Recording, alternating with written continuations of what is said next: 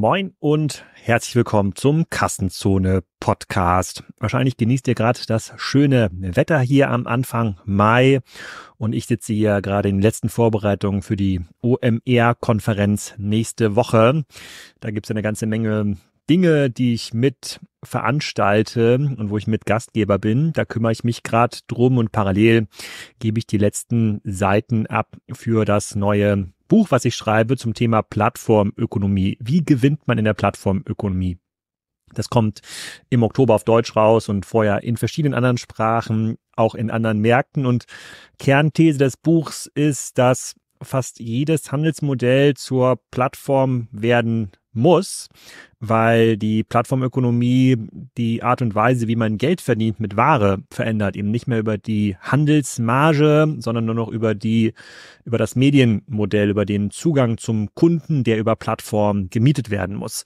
Deshalb ist der Podcast heute auch so spannend, weil der Gast Hermann von boost.com, das ist das Äquivalent zu Bräuninger in den nordischen Ländern, also in Schweden, Dänemark, Finnland und Norwegen sind die extrem erfolgreich im Handel von Fashion-Produkten, höherpreisigen Fashion-Produkten, machen so circa 700 Millionen Euro Umsatz, eine sehr, sehr auskömmliche Marge schon seit Jahren und wachsen auch noch dabei. Aber Hermann sagt, auf keinen Fall will er eine Plattform werden. Er möchte das Inventarrisiko, er möchte die Sachen in seinem Lager und das ist es, was ihn besser macht. Das widerspricht natürlich dem ein oder anderen Learning aus meinem Buch, aber das macht wahrscheinlich diese Podcast-Folge ganz spannend. Die ist auch auf Englisch. Die Leute finde ich über verschiedenste Wege. In diesem Fall war das tatsächlich ein Kontakt, der den Podcast hört, den ich zusammen mit Joel Kaczmarek und Jochen Krisch aufnehme, einmal im Monat zum Status Quo der E-Commerce-Szene. Und da haben wir gesagt, dass es der Erfolg von Boost an der Börse fast unerklärlich ist, weil es kein Plattformmodell ist. Und dann hat sich jemand gemeldet, vielen Dank dafür, und Hermann vorgeschlagen. Das nehme ich mit auf in die Variante für die nordischen Länder für das Plattformbuch. Und das ist auch gar nicht so günstig, wenn man ein Buch in verschiedenen Sprachen für verschiedene Märkte schreibt. Deswegen gibt es auch in dieser Folge einen Gast, einen Partner, wollte ich sagen. Und das ist auch wieder Sage. Die kümmern sich ja mit ihrer Studie HR-Trends, die Zukunft der Personalarbeit, darum, euch Lösungen zu geben, mit welchen Themen die Personaler sich gerade beschäftigen müssen. Die Studie könnt ihr runterladen auf sage/HR, also sage.de/hr.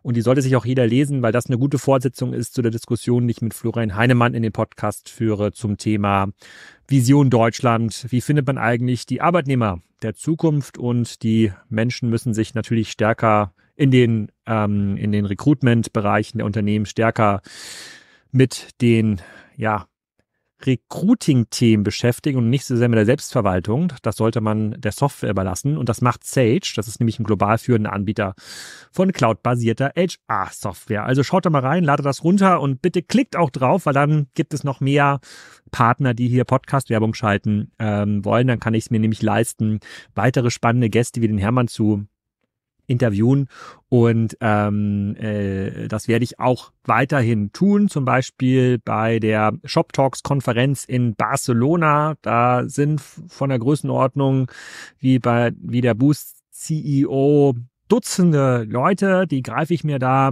versuche sie für den Kassenzone-Podcast oder für den Schwester-Podcast Commerce Talks zu verhaften, direkt vor Ort aufzunehmen. Da machen wir auch 1, 2 kleine Events, also wer zur Shop Talks in Barcelona sein sollte, der sollte mir hoffentlich auch bei LinkedIn folgen und bei dem ein oder anderen Event, bei dem wir auch sind, Gast sein und vielleicht habt ihr Lust, da auch einen Live-Podcast mit uns aufzunehmen. So, das sei es jetzt auch schon rund um die Vorrede. Also Studie von Sage runterladen, einmal schauen, ob ihr Bock habt, zur Shop Talks nach Barcelona zu kommen, ist im Juni. Und den einen oder anderen sehe ich wahrscheinlich bei der OMR und ich hoffe mir, ich vergesse keines meiner To-Dos. Der Dienstag und Mittwoch sieht in meinem Kalender schon extrem dicht aus. Und meistens führt das dann dazu, dass man eigentlich die coolen Gespräche, die man immer so nebenbei führen kann, gar nicht führt, weil gar keine Zeit ist. Jetzt aber erstmal Zeit für den Podcast. Viel Spaß mit Hermann Haraldsson. Hermann, welcome to the Commerce Talks podcast. I really waited for this one because I always wondered how is the fashion industry working in the Scandinavian countries. You're running Boost, a website which is showing up in all like leadership rankings when it comes to e-commerce business models in Europe. And now I can finally learn how this works. Please introduce yourself to the listeners who might not know you yet, and tell us a bit about the history of Boost. Yeah, thank you. It's a pleasure to be on your podcast.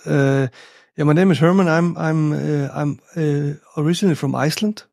Moved to Denmark when I was 14, and have been living there ever since.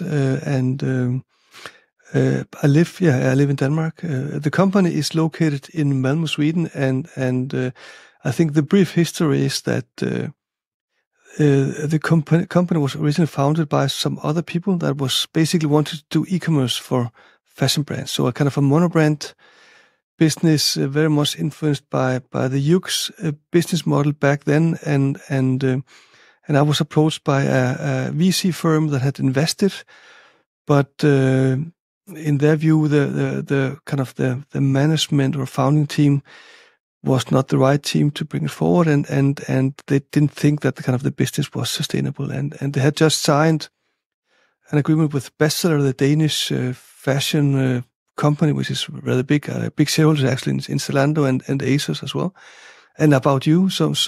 And they had signed to build and operate all of Bestseller's e-commerce in Europe. So it was a huge monobrand contract. I joined in February and found out that the business was nothing more than a PowerPoint presentation. So we tried to launch the Bestseller business, Jack and Jones, but it was basically crap. Everything was outsourced. 5 employees. The front end was outsourced to. When was it? 2010. 2010, okay. Beginning of 10. The front end of the web shop was outsourced to Vietnam, and the back end was outsourced to India, and it was a disaster. And I found out, and they didn't have any tech competencies at all. Everything was outsourced.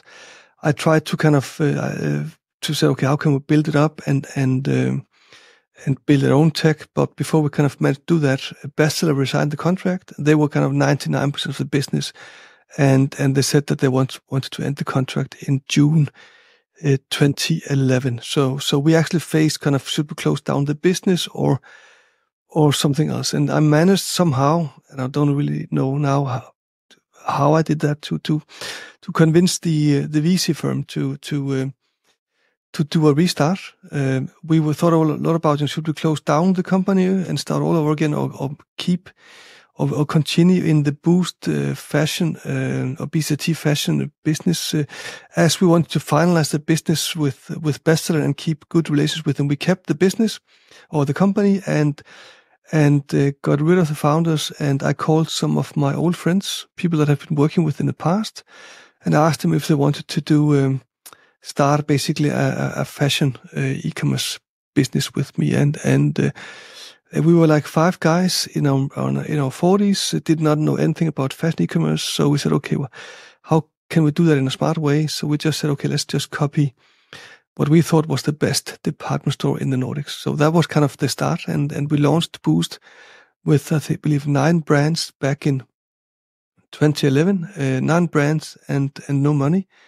And then kind of tried to hustle our way forward based on that. So it's almost embarrassing to think about that we were kind of 9 brands and building on that. And again, as I said, we didn't know anything about What was back at the time? I think Zalando started in 2008, 2009, about you 2012, 13. Was Zalando kind of the poster child in the e-commerce fashion industry even back then, or was it ASOS or Yeah, Boohoo? Zalando had actually just launched in the Nordics when we launched, but our big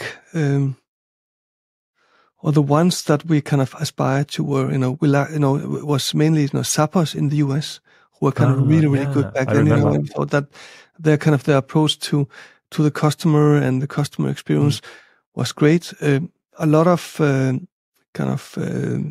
people said that we should try to copy ASOS, who are kind of the leading e-commerce fashion shop in Europe.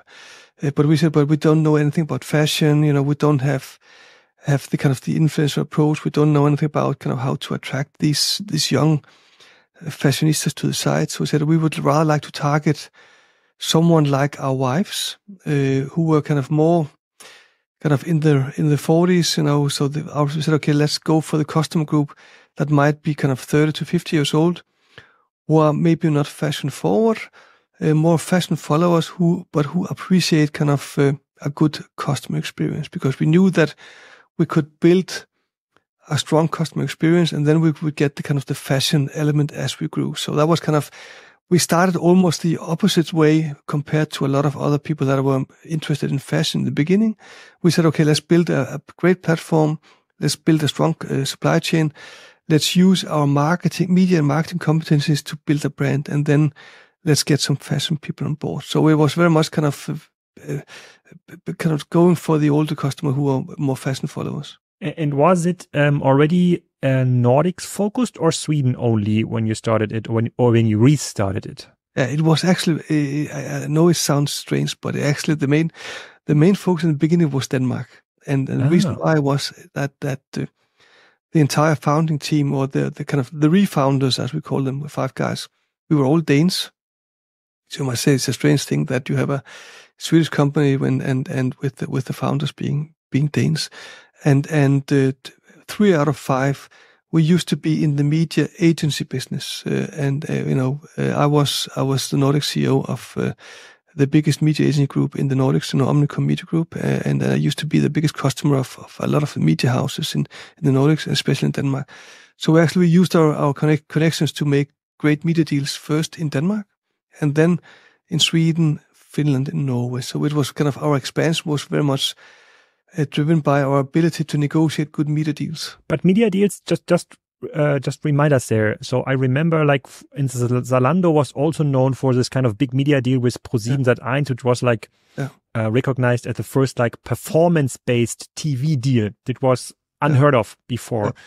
So they paid ProSieben based on revenue expansion that was driven by TV ads. Nobody did it before. Was it a similar deal structure which started Boost back then, or was it different deals? It was very similar. We have been, back in the late 90s, we started with doing econometric modeling in my old agency. So we know a lot about how media works. So we can actually use that knowledge to kind of to demonstrate to it was TV stations, because we were very big believers in TV. So kind of to how can we demonstrate the contribution on TV to our sales, and we made kind of deals where we could kind of pay by performance, and because we didn't have any money, so we couldn't put up money on front, and we managed to kind of convince the TV stations to do deals like that in the beginning. Ah, nice. And if you're like scrolling fast forward to today, can you give us like a rough understanding about the KPIs, revenue, employees, global reach, maybe in the business itself? We are in the label ourselves as being a Nordic department store. Last year, our revenue was around 700 million euros, and our adjusted EBIT was 5.2%. I believe actually we are the most profitable fashion e-commerce company or pure player in Europe. 70 million euros? What's 700 million euros. 700. 7 million is our revenue. and our EBIT last year was around 40 million euro. Oh no, 35 million euros, something like that. Nice. Okay, yeah, that's for sure a number others would like to see. Yeah, these it was days. 5.2% adjusted EBIT, so it was good profitability. From the beginning, we are mainly focused on the Nordics, and 90% of our business is in the Nordics. And the reason why is that kind of, even though back, when we started, there was a lot of talk about, the beautiful thing about e-commerce is that you can go global mainly, basically from the beginning. You have the long tail, stuff like that. So we kind of have been building brands our entire life. So we believe that, you want to build critical mass in your home markets before you even think about doing any expansions. And we know that the Nordic customer is more affluent than the average European customer. They like brands, and of course Zalando had just launched, with the biggest assortment ever seen in the Nordics of any fashion company. But we thought that kind of in this mid to premium segment there was a spot where we could go in and take a kind of a share. So from the beginning we said, okay, let's do this Nordic expansion, focusing mainly on Nordics.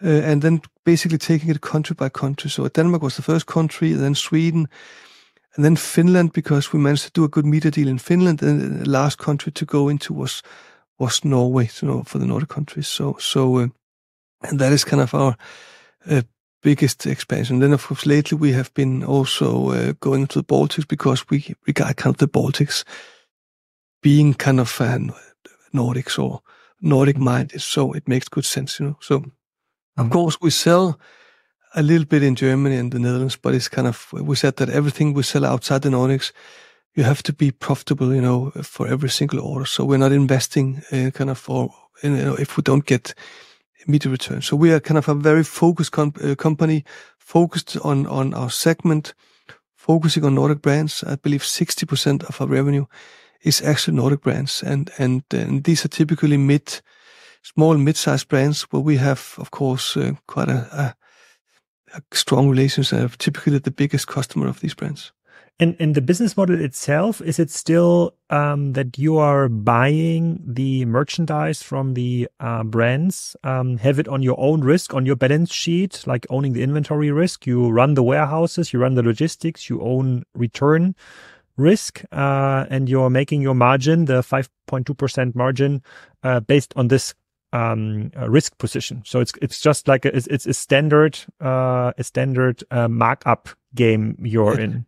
Yes, is it correct? We everything we sell on the site, we have bought, and it's in our warehouse. We have one central warehouse located in southern Sweden. I believe it's probably the biggest automated warehouse in at least in Northern Europe. We have almost 1,300 robots running on top of a grid from a company called AutoStore that has 1.3 million bins in, and we have around 11 million items in these cube. So it's highly automated, meaning that we it's around 90,000 square meters, and we have around 600 warehouse staff. In total, the company has around, I think, 1,300 employees.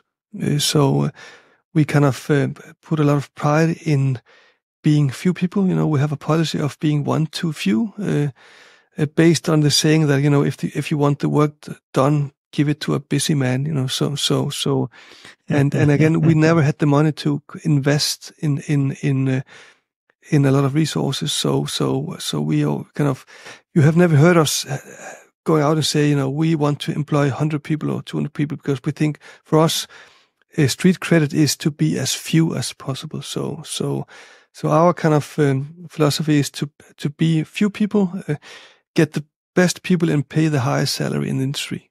If you can do that, then you have a very good company.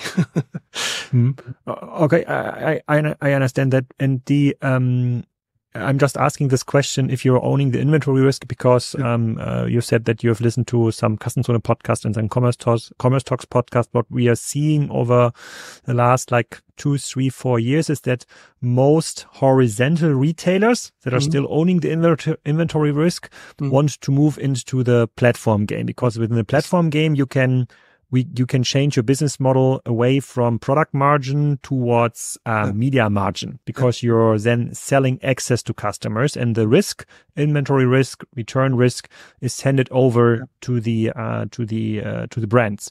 And I'm pretty sure if you're like following the market now for over 10 years, 14 years, if I'm calculating correctly, you might have been confronted with this task, building a platform yourself. And now you're looking from the very nice country, from Copenhagen or from Malmo, and the area where I'm living, it's called the Danish Forest. So it was Denmark until 1800 something. So it's kind of you're sitting in front row. You can watch what ASOS, About You, Zalando, and whatever everybody's doing, and you still have not moved into this world.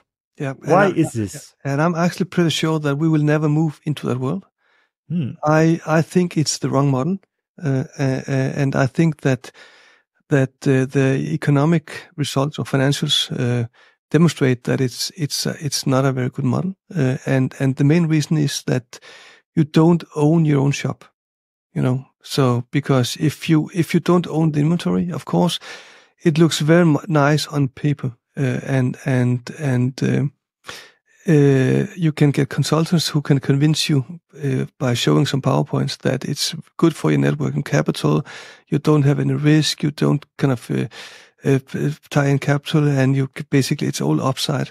But history shows that it's more downside than upside, because you don't own the inventory, don't control what the consumer gets, and in many cases you don't even have the goods in your warehouse, meaning that you give a bad customer experience by doing drop shipping, etc., etc., etc. So we are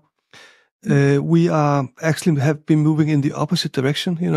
Up until lately, we had consignment agreements where some of our brands owned the items in the warehouse, but we have now moved everything to own by, meaning that we control what is displayed on the site, how it is displayed, what the price is, etc., etc., etc. And we believe that it's the right model. And in our view is that the partner program model, where the brands have the goods in their own warehouse, it's a kind of a loose model, because nobody makes money on the model there.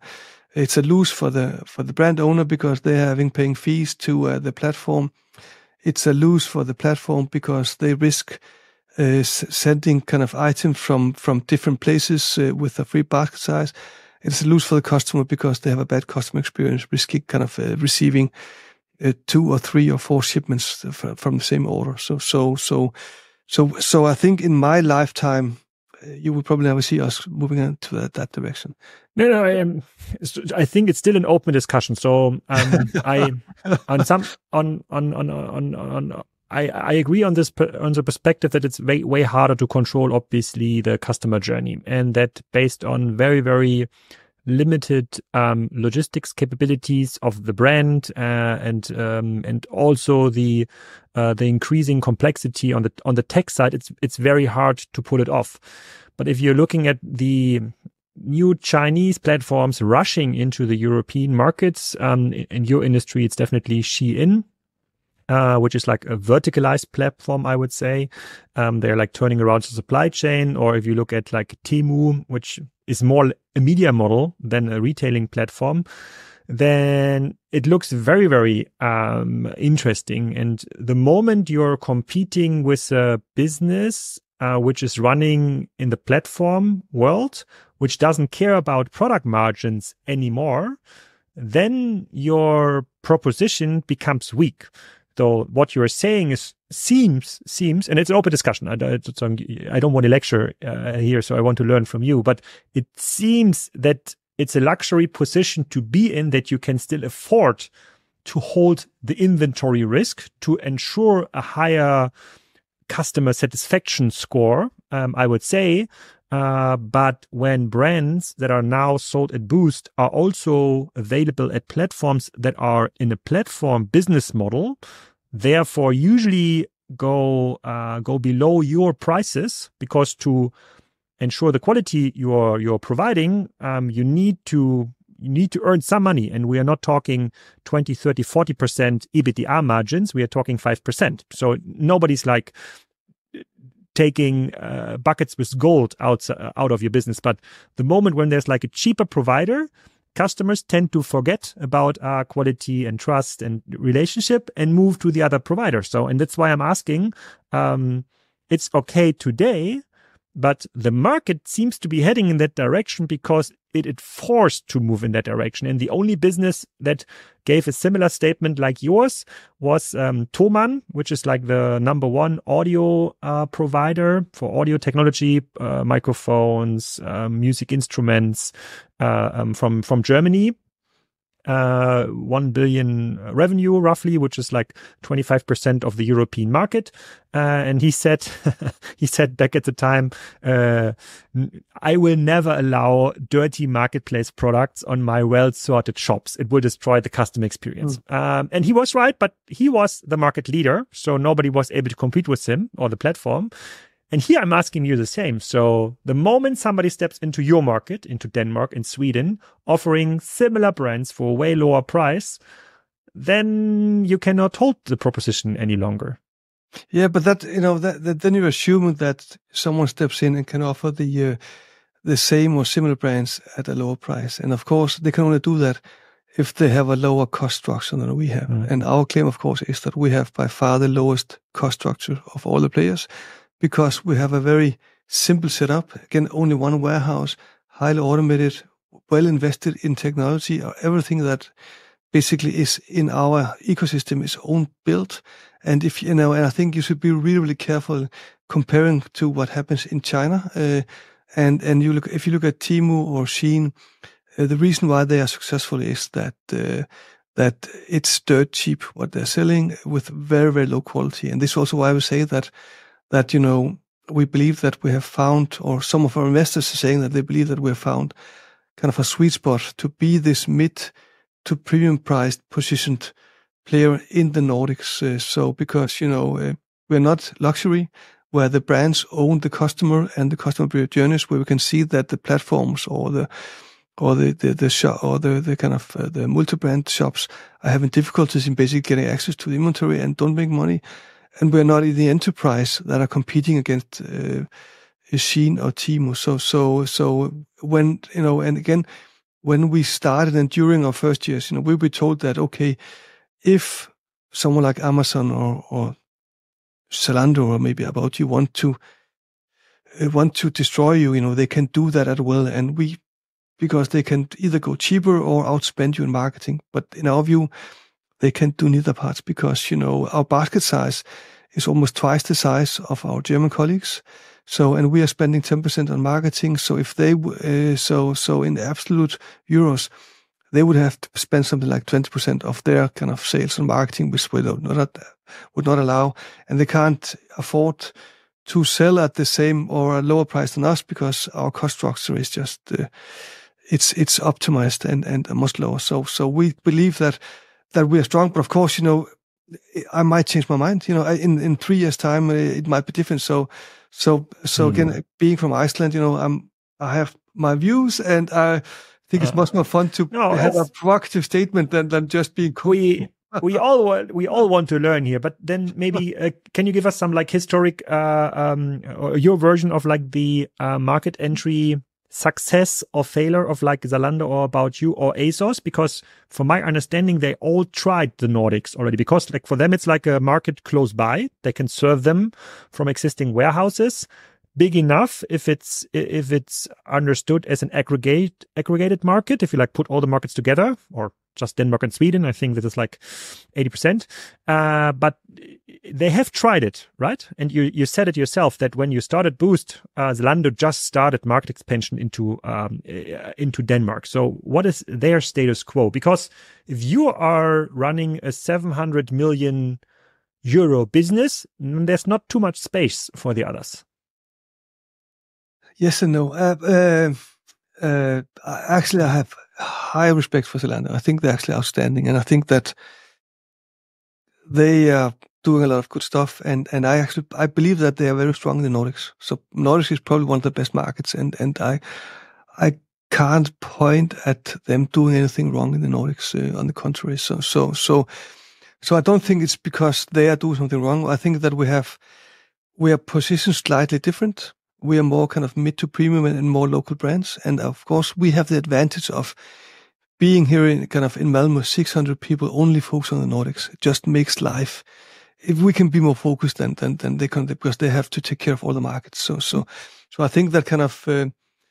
I think so. I hold them in high regards. I think the market is big enough for both of us.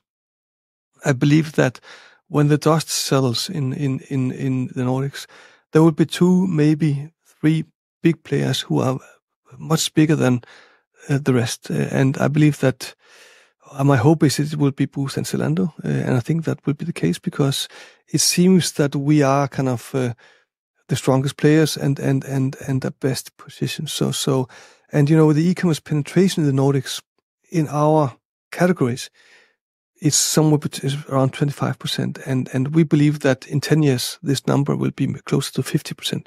And I think that the combined market share of Boozt and Zalando in the Nordics is probably below 20% of the online. So you will both see consolidation, meaning that, that people will consolidate their buys with the big platforms like us, and then you will see increased penetration. So there's a lot of room to grow. So I don't see, actually, I don't see that we, Zalando and Boozt are competing kind of head to head. It's more like that kind of we're taking the market share that we're getting from the rest. So I hold them in high respect. So I can't point at them doing anything wrong. It's more that kind of we are more focused on the Nordics. What do you think is their revenue in the Nordics? I don't think they they don't disclose it, but they are at least twice the size of us, I think. So they are bigger than us, much bigger than us in Nordics. Okay, and do you think this is because they have like a vaster category setup, so different brands? Because obviously, if you're looking like from a very, very high perspective on it, you're both selling fashion, more or less. Yeah, but we are, fashion for us is kind of the share of fashion of Boozt is getting close to 50%. So we also sell beauty, sports, kids, and home. So we are moving much more into being the department store. This is also why our basket size is much higher than the rest. So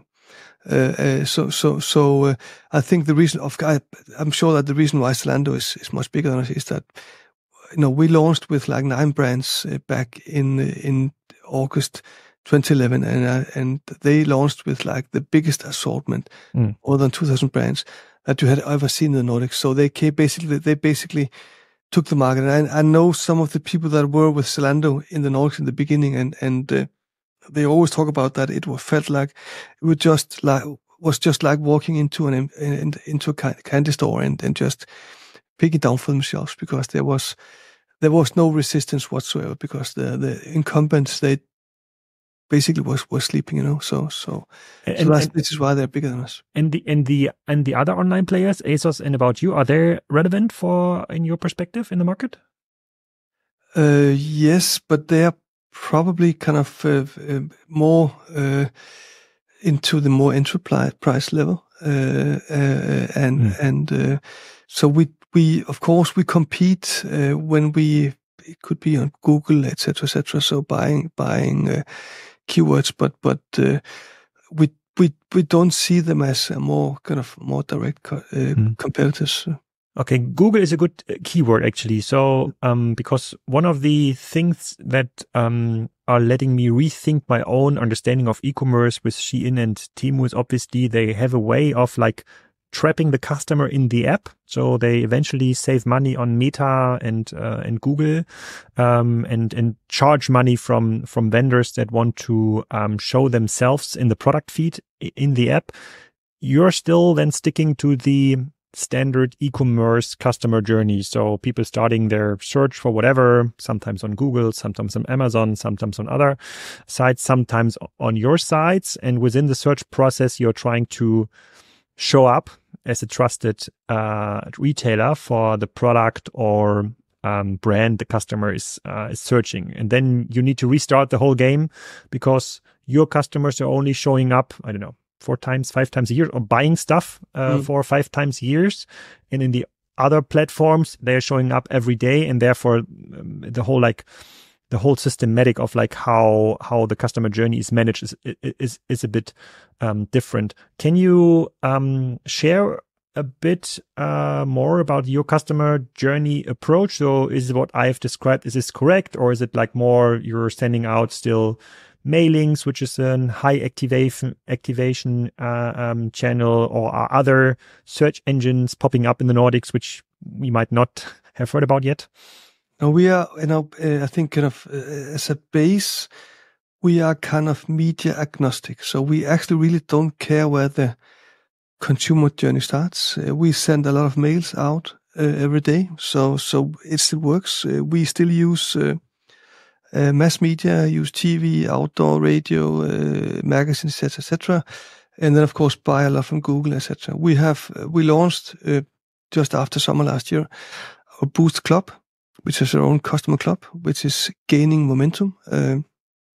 So we are kind of using all channels, and even we have also built quite a considerable revenue in our retail media department. We have something called the Boost Media Partnership, where we offer brands to do campaigns using first-party data that we have on customers both on-site and off-site. So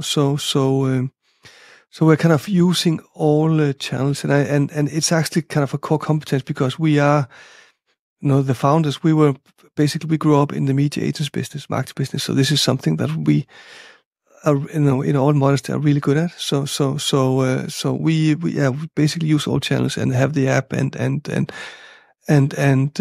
basically use all means available. And we have the big advantage that our basket size is so high that we get great return on investment. We can actually pay a good amount on customer acquisition and still make money. What is the basket size? You're saying it's double the size like Zalando's? Our net basket size after returns is around, I believe, 85-90 euros. Okay, that's nice. And shareholder-wise, it's still a private company. No, we're listed. We're listed. We are listed in both Stockholm and in Copenhagen. So we were listed on the Swedish Stock Exchange in May 2017, and then in I believe it was actually 2021 November, we did a dual listing in Copenhagen, and that was to a big extent due to the Denmark is our biggest market. The biggest shareholder base is actually based in Denmark, and we in many ways we feel as much being a Danish company as a Swedish company. This is also why if you ask people in Stockholm, they a lot of them actually think that or believe that we are a Danish company. Okay. I don't know so many people in Stockholm, only some, but most of them with like a German origin. So they said it's a Swedish company.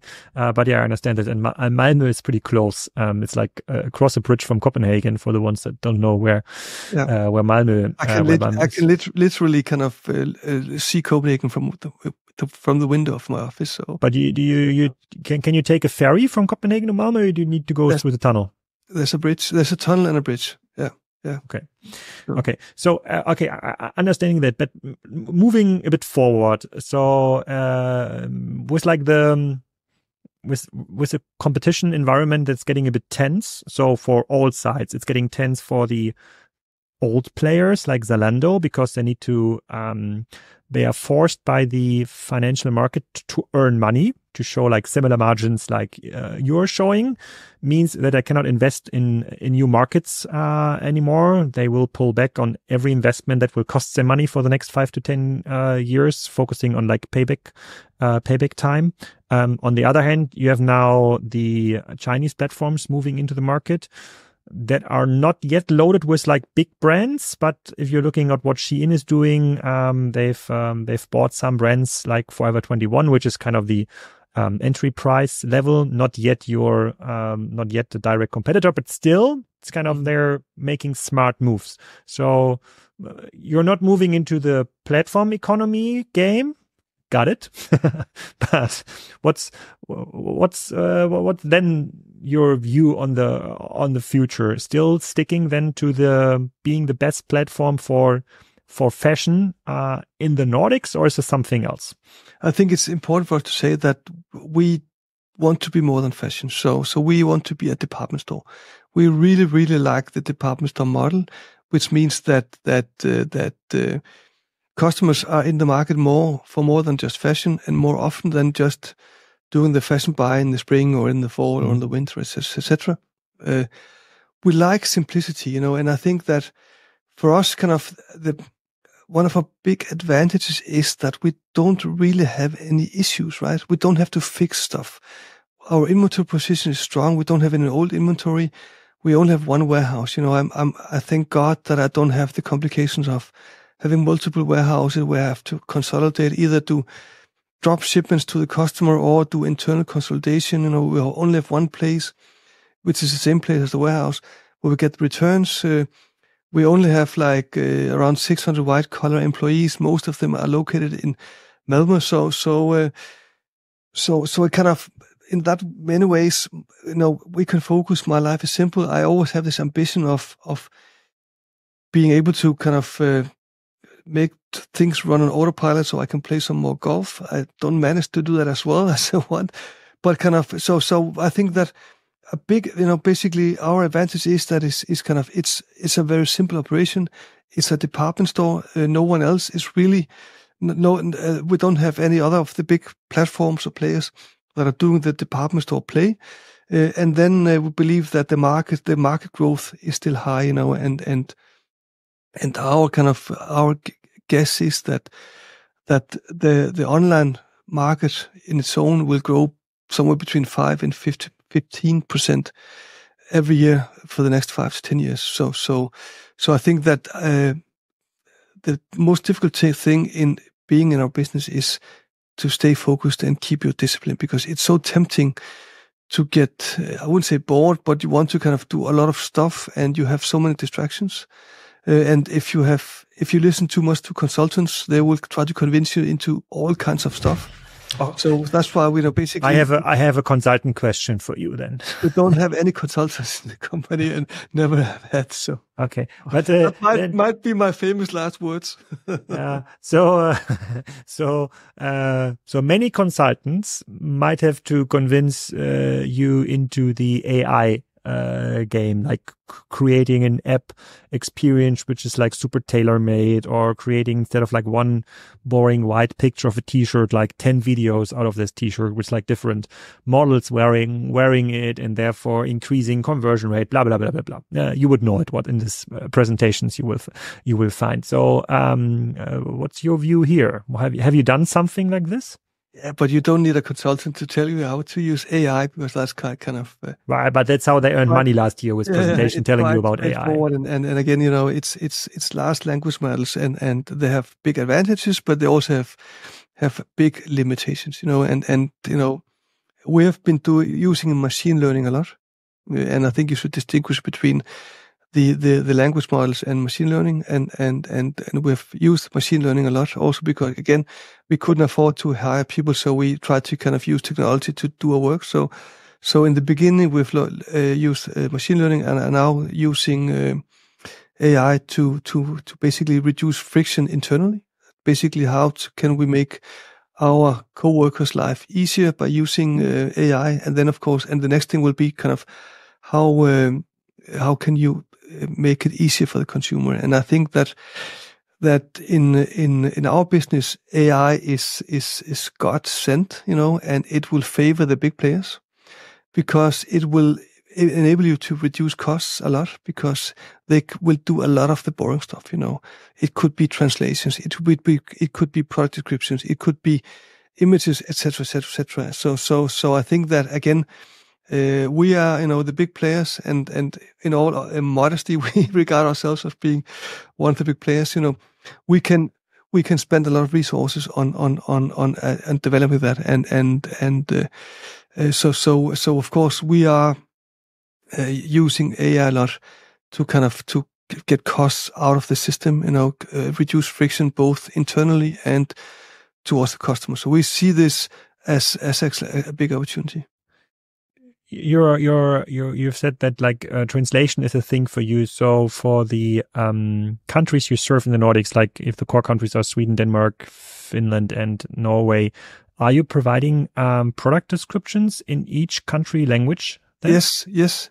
Product descriptions, etc. And you have like 4 different languages, 4 different currencies. So it's these are small kind of populations. So that's why you have a lot of costs. And we are showing images on our site on mannequins, and a lot of people have asked us, why don't you show them on live models? And the truth is that we couldn't afford it when we started, and then we thought it was good, and then we kind of add on, and stuff like this will help us in kind of improving the customer experience. And then finally, of course, we all want to be able to provide the customer the kind of a very kind of in real life shopping experience, meaning that you go to the shop and say, I'm going to a party on Saturday, I have this in my wardrobe, what should I wear? And it's just a matter of time before you can offer that online. And this is kind of, I think, that where you will get a big leap forward versus also the physical store, that not only you can compete on the assortment and pricing, but also now on the customer service and advice. So I think that is a lot of opportunities in AI there. Okay, so I wasn't aware that like you still have like 4 different currency. In Finland, you have the euro, and all the rest still has their Danish krona, Nordic, Norse krona. It's a krona. It's like so it's similar. At least the names is and similar. The Swedes don't understand the Danes, and vice versa, and nobody understands Finnish and the Norwegian. So that's why I kind of it's rather expensive to kind of have this local approach in the Nordics, and you have to be close to the markets, and this is what we can do with AI. Okay. And then my last question, because we are like heading to an end here, regarding the state of brick and mortar and the potential growth scenario for you. So you might have seen like in Europe, a lot of like department stores, like even like brick and mortar key places like Lafayette in Berlin is about to close, for example, do have like big troubles. And you might have seen the press reports on KaDeWe in Berlin, which is kind of crazy. Yeah. How is it? Because we're gonna be in Aarhus in one of the next weekends, and when I'm telling my wife that we go to Denmark, or she's like dragging me into it, it's all about like brick and mortar shopping. If you're living in Copenhagen, then all the tourists are moving in the small like streets shopping things. So from like an outsider's perspective, it feels very, very lively still. But is there like an overarching brick and mortar issue also in Sweden or Denmark, which is driving then your growth, or is it very different from Germany or UK? No, I think it's exactly the same as in Germany and UK. You have, of course, this very romantic small shops, in the kind of in the old towns of the different, capitals and cities, but if you look at a multi-brand retail and fashion, they are closing down, and you have a lot of small, medium-sized towns and municipalities in the Nordics that all used to have kind of 3, 4, 5 multi-brand fashion stores, and they're all closing down. So, and you can, in many ways, it's a pity because the city center is changing, but the physical retail store, it's difficult because they can't compete on assortment, they can't compete on the price, and even on the service level, because they can't afford to hire good people, right? So I see a very limited future for brick and mortar, and if you ask me about, how do I see, in 10 or 15 years time, I believe that in 10, 15 years time, it will be the online players who own also the physical stores, but they will be more kind of a marketing tool or showrooms, because, I think it's going to be really, really difficult to make money in a physical store, because it's just like they are not competitive versus the big platforms. Okay, that's a clear remark. Then telling my wife that she should enjoy the shops in Aarhus as long as she can, until you have to run some pop-up stores with Boost over there. Anything else we are missing, like from our very German perspective? And you're reading like German news as you said, because your story reminds me a lot of what we've talked with Lena Hackeler, our co-host in the Swedish market here a couple of years ago, when we talked about like Amazon is about to come to Sweden. Everybody was like super afraid that Amazon now is there in Sweden. It will destroy the whole ecosystem. I think they finally arrived, so you can order there from my peers I know in Finland and Sweden. They still order from Amazon.de because the assortment is bigger, and so the Amazon.se or FE, I don't know if there's a Finnish version. Yeah, it's not really highly regarded. So has it changed anything for you? No, not really. When we listed the company, a lot of investors were holding back because they said, you will be killed when Amazon enters. And we were just basically waiting. When will it come so that we can kind of get that elephant out of the room? And they launched, I think, 3 years ago. And Amazon is an amazing company, but fashion or department store is not their main game. So, and they're still, it's a marketplace shipping from different locations, for different countries. So the kind of end user experience is not very good. Like, so you want to know exactly what you're looking for if you will shop with Amazon. So again, if we focus on the mid to premium segment with Nordic brands for Nordic consumers, I think we still have a good business. Nice. I think that's very good closing remarks. I would love to see you at some German conferences, because you might add a very, very refreshing perspective. Because there's too many doomsday talkers like me saying like the old world of e-commerce is over, and we need people like you or my friend from Thomann, who's like defending the well-managed inventory in their own warehouse against the Sheins and others. But it gave me a lot of like very positive perspective looking forward. I hope our listeners and readers are understanding the Boost value proposition a bit better, and I hope we can do a follow-up anytime soon. And now I know you're living in Copenhagen, so I know where to go to record an on-site podcast. You are so welcome. Thank you. Thank you. Thank you. Das war's. Nächste Woche geht's weiter. Natürlich bei der OMR. Ich habe jetzt mit Caro zusammen 2 Live-Podcasts vereinbart. Ich glaube, der Chef von Hitchler, Süßigkeiten, möchte mit uns auf dem Red Bull-Stand, da gibt's, glaube ich, so ein Live-Podcast-Ding, einen Podcast aufnehmen. Also kann man auch zuhören, wenn ihr Lust habt. Machen wir am Dienstag, und direkt danach kommt der Strategiechef von Shein, eurer Lieblingsmodeplattform. Wahrscheinlich ist das noch Zalando oder About You oder Otto.de, aber der sagt, das ist in Zukunft Shein, und warum er das sagt und was er dafür macht, das erklärt er mir hoffentlich ohne viele PR-Floskeln im Podcast mit Caro und mir. Mal schauen, ob das klappt. Das ist bisher der Plan. Ansonsten haben wir, glaube ich, noch irgendeine andere Folge, die live gehen soll nächste Woche, aber ich habe jetzt mein Dokument nicht mehr gefunden, wo die Folgenplanung drin steht. Macht nix. Ich hoffe, ihr habt den Podcast abonniert, dann kriegt es ja sowieso mit. In diesem Sinne, ciao, ciao.